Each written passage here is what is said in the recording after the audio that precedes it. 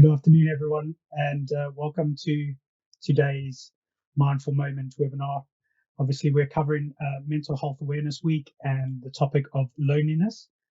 I'm very pleased to have a great panel with us today. So some new faces, so thank you for them taking the time to join us. But then we've got the original crew in terms of Harjeet and Hardy's joining us. And then we've got Richard from Mental Health UK, and we've got Abigail from Healthcare looking after us from that side of things. So we've got a good topic to go through. Mental Health Awareness Week. This week's topic is loneliness.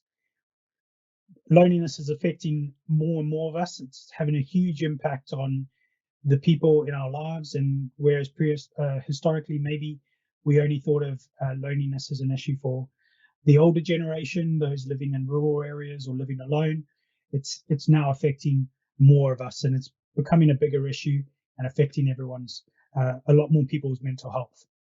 So we're going to try and raise some awareness around loneliness today, and I'm going to start by going to Richard. I can get Hello, him in. everyone. Yeah. Hi, Richard. You okay? Yes, I'm okay. Thank you. Thank you very much for joining us today. No, it's a pleasure to be here.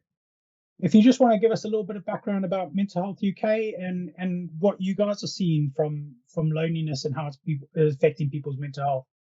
Yeah, of course. So, yeah, my name's Richard, and I'm one of the partnerships assistants at Mental Health UK, and we are a nationwide charity that combines 50 years of experience from 4 charities who work in England, Wales, Scotland, and Northern Ireland. And our aim is that we want everyone to have the tools they need to live their best possible life. And part of that is making sure that workplaces are spoken about in the conversation around mental health. And we have seen over the last sort of decade in terms of awareness that we've come a long way, but we also know that there's lots more to do. And as you've mentioned, obviously the focus for Mental Health Awareness Week this week is loneliness and isolation. And that's something that we've been speaking a lot about, and we try and factor into inductions when new starters join. I'm a relatively new starter myself, and it's been part of the conversation for me. But something to share today, I guess, would be we did some polling with YouGov and released some research this week. And one of the stats was something for me that really hit home, because by age group, 39% of 18 to 24-year-old UK workers feel lonely on a typical working day. And think of that as 2/5 of that age group feeling lonely at work, where you mentioned that, you know, we stereotypically associate loneliness with older people, you know, think that everyone who's younger is connected and social media, they're talking to so many people, and yet in a workplace setting, that's not the case.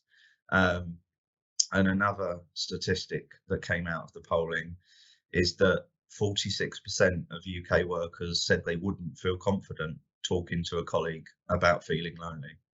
So that's nearly half, and that's something that's we want to change, and that's something that we hope will change with this research and the work that we're doing, and the work that you guys are doing as well to talk about it. And you know, it's something that I think we're still too early on within the pandemic to fully understand the ramifications that this is going to have on loneliness.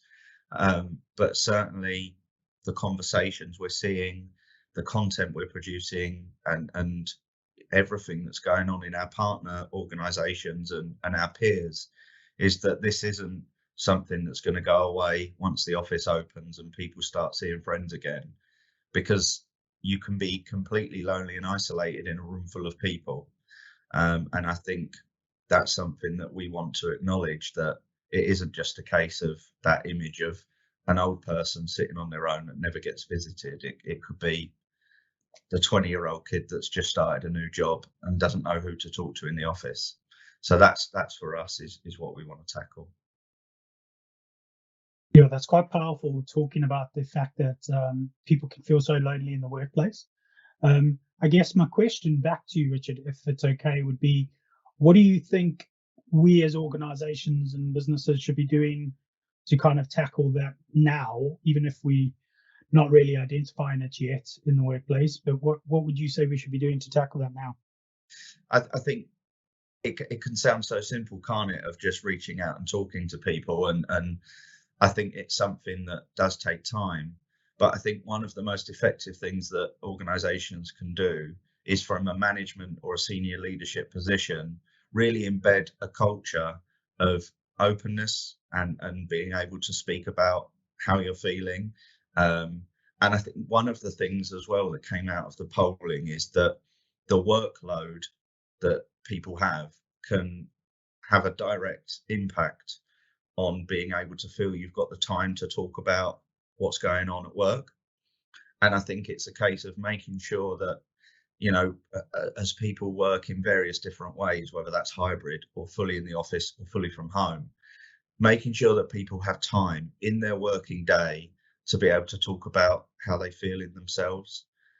Because I think it's something that's so often overlooked. And I think, of work days gone by, you have those moments at the coffee machine and you chat and you can open up to people.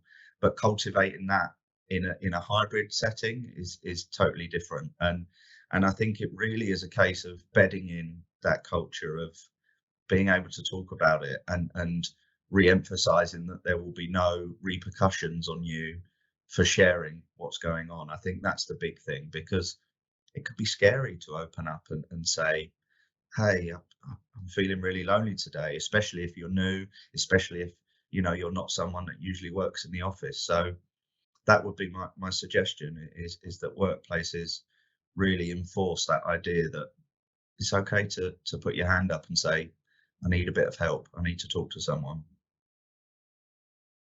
Absolutely. Thank you, Richard. And that's led us nicely onto the question that I'm going to ask Harjeet, in that we often associate this loneliness idea with being at home or outside of the workplace. But as Richard alluded to there, people are feeling lonely in the workplace, even in rooms full of people, even in offices full of people. So the idea of potentially working at home, or maybe working remotely to other people, there could be an element of loneliness there. So Harjeet, from your perspective, in our business, what do you think we should be looking out for in terms of contributing factors, but also what should we be looking out to do to help our team members? Mm. Thank you, Evan. Another really interesting topic to talk about. And it's interesting because when we talk about loneliness, we've kind of started to touch on it in terms of how people feel. And that's whether it's in the workplace or whether it's at home. And like you said, you can be surrounded by people, you can be surrounded by friends, family, you can be surrounded by your colleagues, but you can still feel a bit isolated and a bit lonely. And even, if I think back, I've been in relationships many years ago where you're with somebody and you shouldn't feel lonely, and you feel lonely in a relationship, and it's not a good place to be. And some of that loneliness and that feeling, you can bring it into the workplace.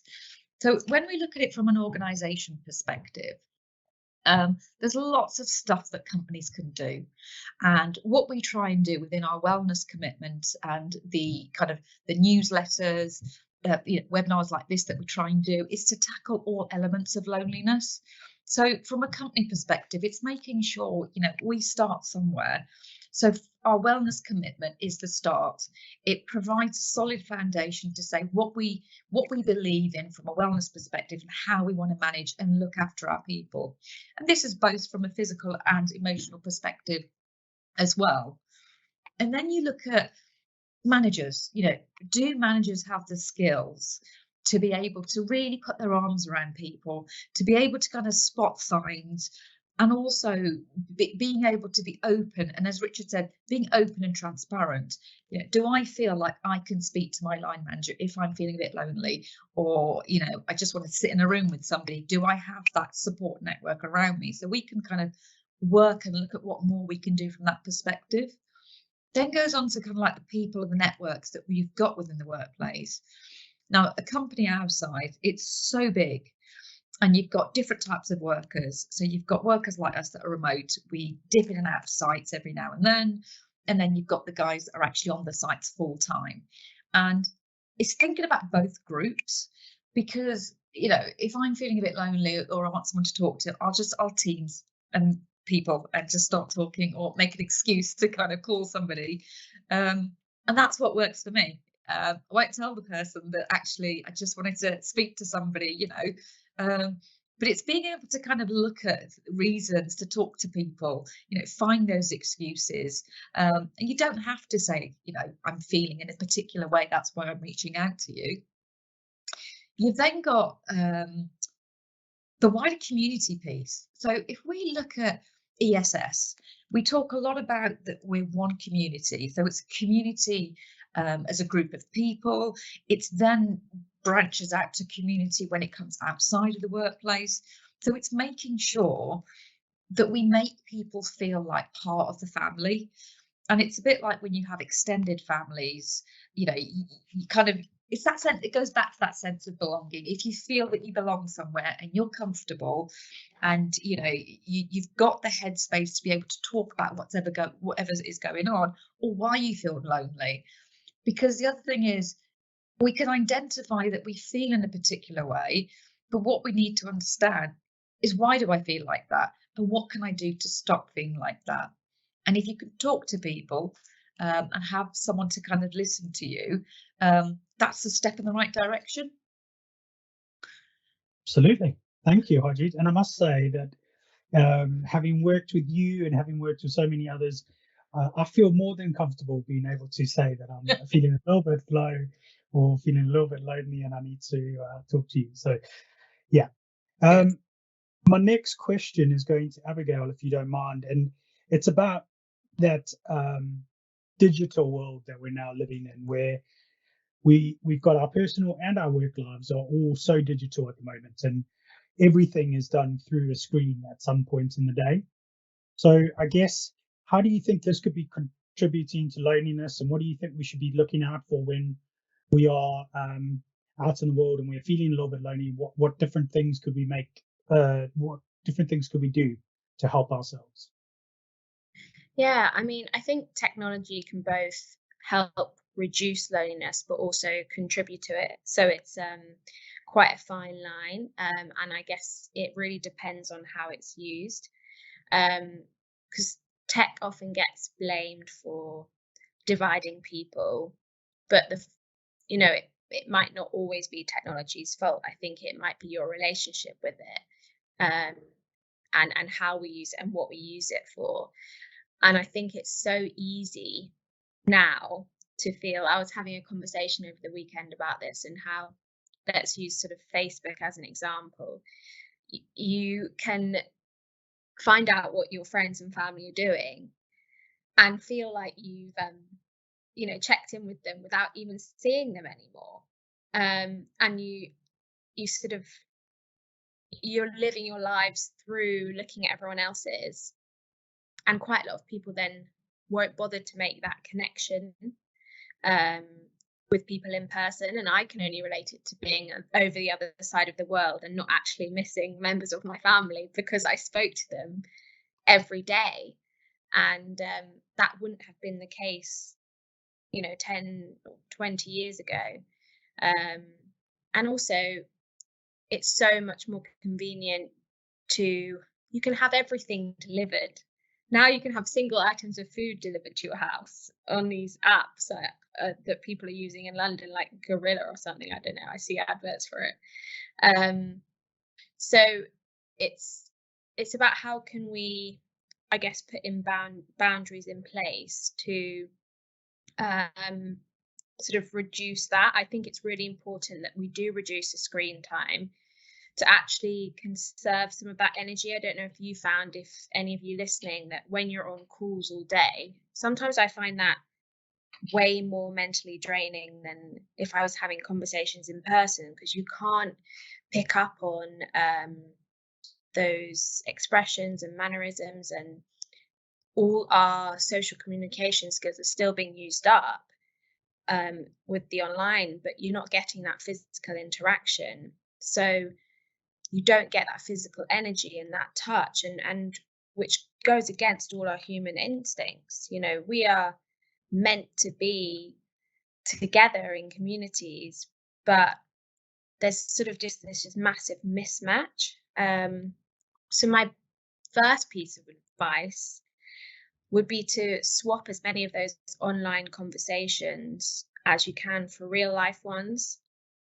You know, the internet is a great way to catch up with family and friends and do a lot of work remotely.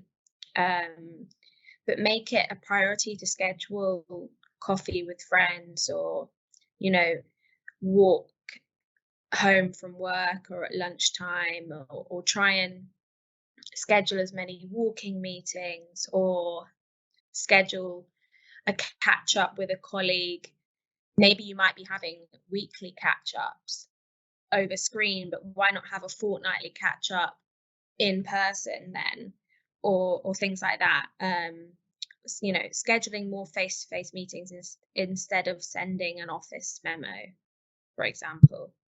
And I think also I was going to say, one of the problems, I definitely think this may be in the younger generations, but there's this massive comparison with everything being online, and I think that can contribute hugely to your feelings of loneliness, because you feel like because you're comparing all the time, you don't feel adequate enough. I like to sort of label it. I saw an article, and she was a psychologist, and she called it like doom scrolling, and you just sort of get into this hole. And I sometimes, especially in the professional workplace as well, and you see all these amazing CEOs, and even on LinkedIn I can get into a doom scrolling as well. It's not just kind of other social media sites. So I would, my piece of advice to counteract that would be, remember what you see online isn't always reality. And you know, social media is the stuff that people want us to see.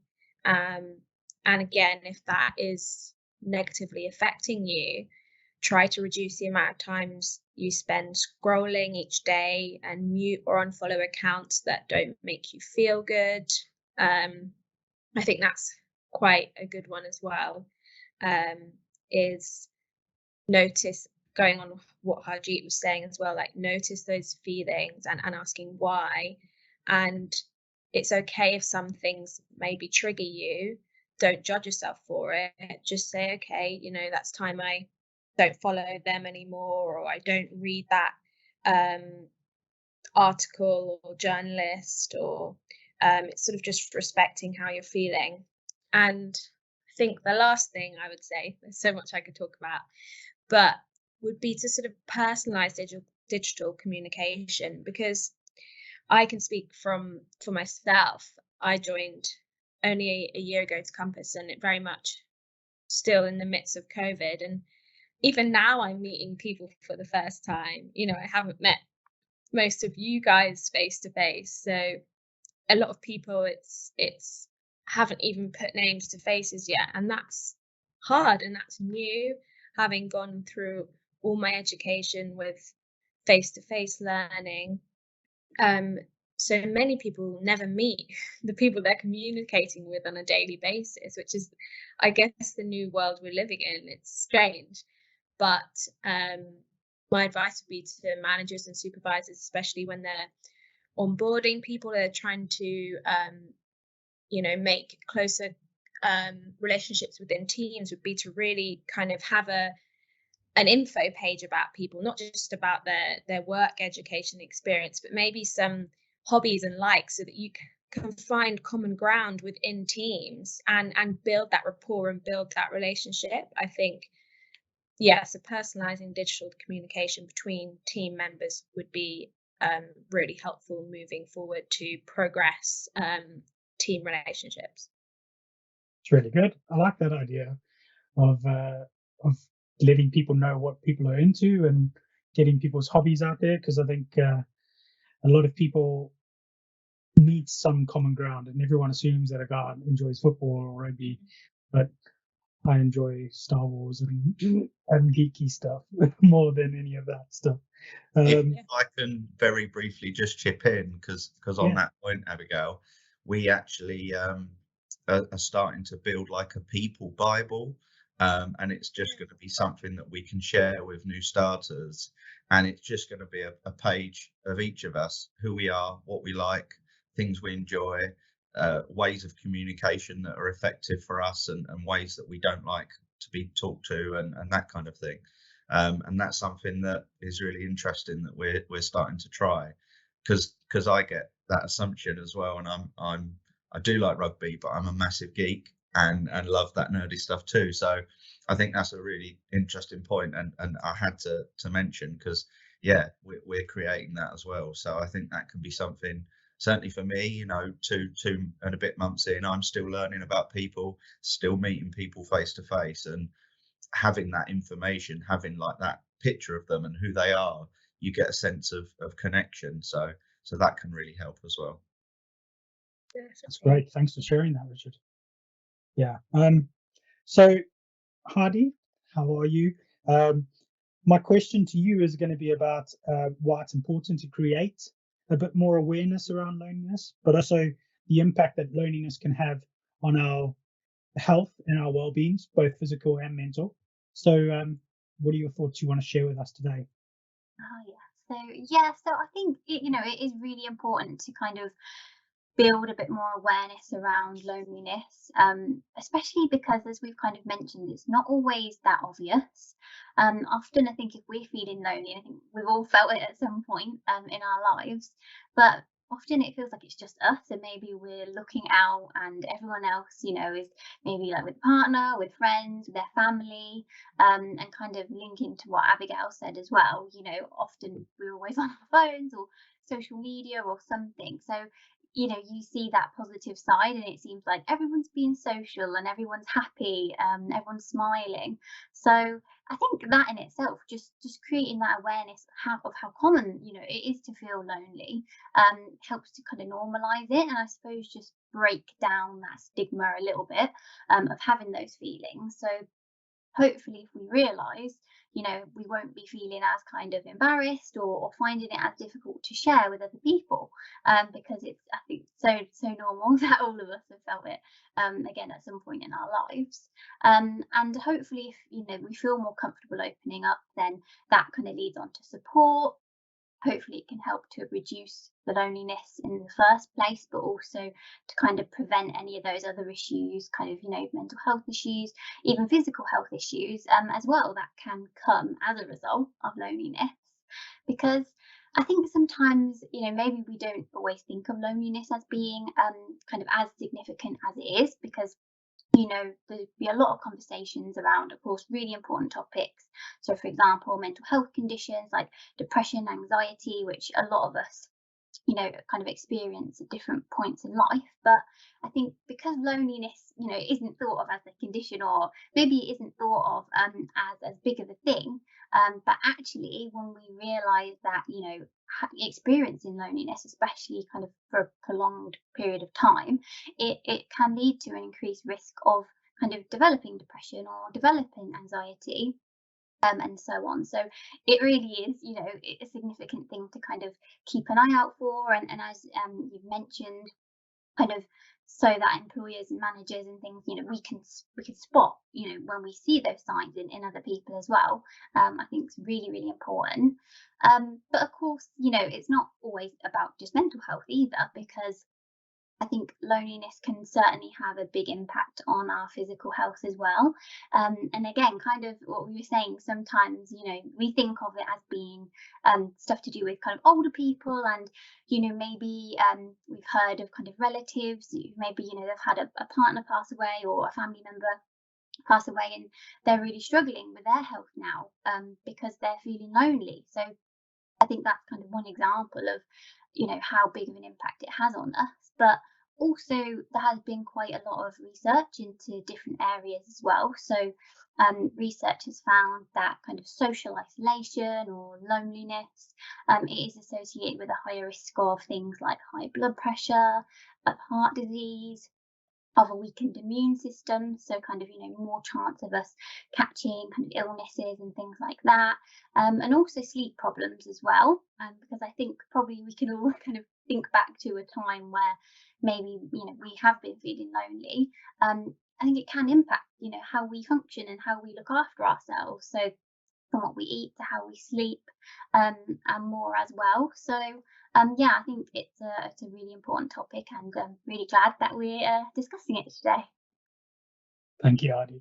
And yeah, you're right. I mean, it is affecting more of us than we would like to admit, and that physical health effect is gonna take a toll on us if it's a long term bit of loneliness.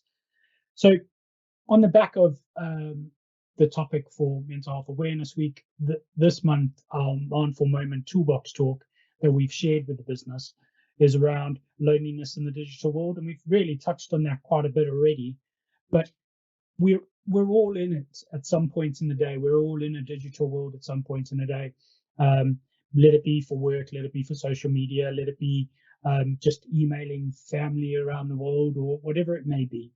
We're all in that world, so we should feel a little bit more connected. But I think what we've decided today is that we're actually probably feeling more isolated due to this digital world. So I'm going to go to each of the panel and just ask them for one quick top tip that they would like to share as part of the Mindful Moment Toolbox talk that we've shared with the business this week. So, Harjeet, I'm going to come to you first. I had more than one tip. Okay, go for it. Go for it. No, it's fine. I think we've covered a lot of ground. I think for me, I guess my end note would be, I think what we all need to do is appreciate ourselves more. And it's, you know, being able to look inwards, and, you know, because loneliness it's an emotion, it's something that we feel internally, and it's you know, put a plan in place, whether it's kind of, you know, meditation, breathing exercises, get involved in activities, get out in the community, and all the great stuff that's been talked about. That would be my end note. Okay, thank you, Harjeet. Abigail. Oh no, Heidi, I'm going to come to you next. Sorry. Yeah, so my tip would be to try and find some form of peer support. So again, it's always tricky, because I think, as we said, in an ideal world, if you could speak to somebody in person, or someone that you know, then that would be great. But I'm aware that, you know, it doesn't always feel easy to do that. So if you don't quite feel ready to open up, then talking to others online can be a great first step. And I think, you know, now there's a lot of amazing online communities which kind of offer a safe space to talk about kind of struggles that we're having, and, you know, kind of find others and have that mutual support. So Click is one example of that, which is something that we talk about and we kind of share quite often in our newsletters, and things like that. And I think often, you know, one of the best bits about the online world and social media is that we can find people with kind of similar interests to us, and you can feel part of a community anyway, just by doing that and kind of seeking that out.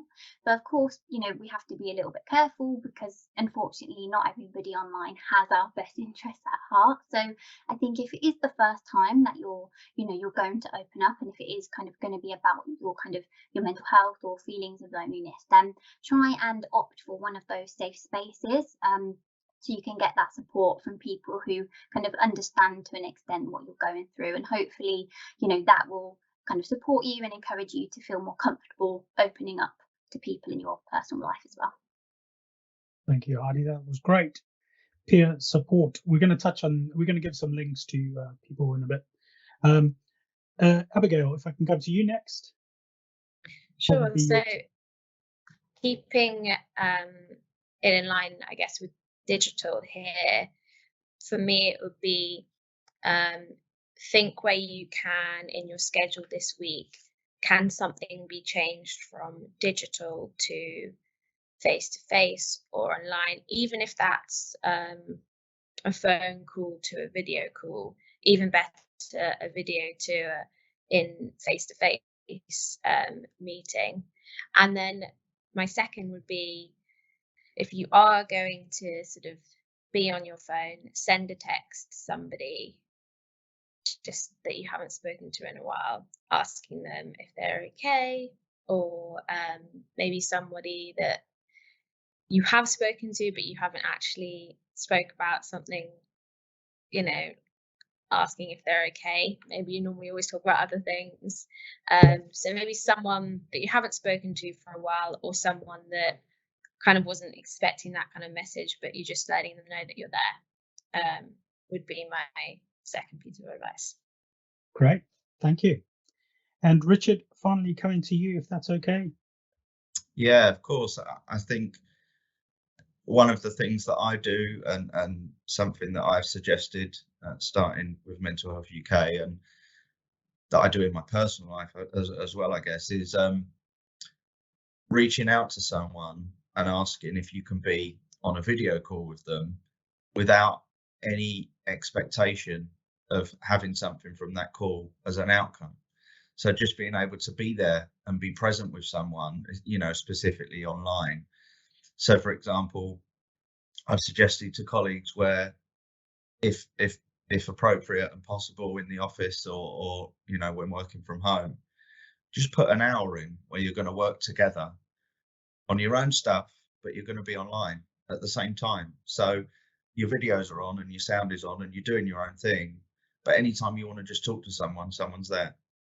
And there's no expectation to talk. There's no expectation to have ideas to discuss or necessarily even talk about work.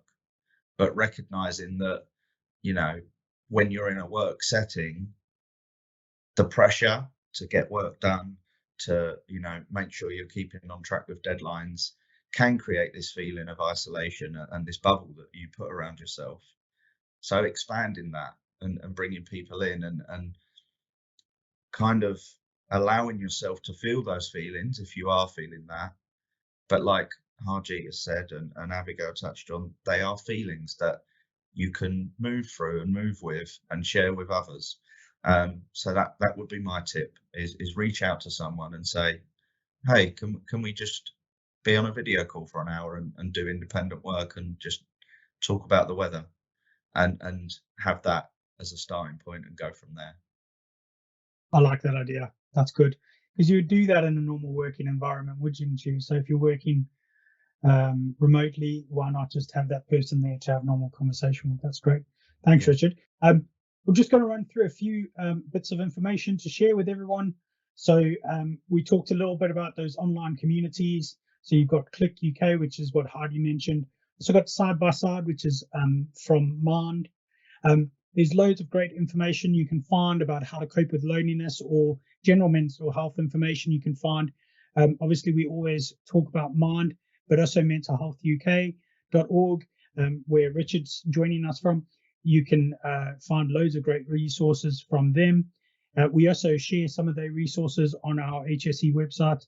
For those of you that have accessed the mental health side of the website, you can find some of that information on there too. And then you've got the AXA Compass Employee Assist Program, which again, you can find more information on through the UMATA portal. And then if you wanted to find out general information about Mental Health Awareness Week, please do visit mentalhealth.org.uk, so the Mental Health Foundation, and you'll be able to find loads of great stuff. I've actually downloaded the report today on loneliness that they've shared, and it is a comprehensive 56 pages, but it is really worth a good read and worth looking at. I said to remind you that we've got our Mindful Moment Toolbox Talk, which is the one we've talked about briefly today. We've also got all the great content that Heidi and Katrina and Leanne put together to share on our social media. So again, there's been daily posts around loneliness. So please do follow, if you aren't already following, We Are ESS on Instagram and YouTube. And then obviously we've got the bank of mental health first aiders. So we've got loads of mental health first aiders in the business now. If there is somebody that you want to talk to, or you feel you need to talk to somebody, please do reach out to either a mental health first aider at your site, or potentially one of the guys in the catalogue of mental health first aiders that we've got available. Again, you can also always reach out to one of the nutritionists and wellbeing team. So we've obviously got Leanne, Katrina, and Heidi, Abigail for the guys in healthcare. So you can reach out to them if you need anything. And then what I wanted to do was leave you guys with a challenge. Abigail kind of mentioned it already, but why not use this week as an opportunity to do a random act of kindness or recognize somebody for everything that they do, or thank them. There's a lot of people that just get out there and just do things and help you and look after you, and or just are good people to have in your life. So why not just send them a little shout out to thank you, appreciate them really. We could reach out to people that are lonely, but I think it's often the people that don't let us know that they're lonely are the ones that maybe need somebody just to drop them a message and ask if they're okay, or say hello, or just thank them for everything they do. So just before I close off, I just wanted to thank my wonderful panel today. We've had a great conversation, and I hope everyone that's been listening in, has enjoyed it. So a thank you to Richard from Mental Health UK. Thank you to Abigail from MediRest and Healthcare. Thank you to Harjeet and Heidi from ESS. And everyone, enjoy the rest of your Mental Health Awareness Week and look after yourselves. Thank you very much.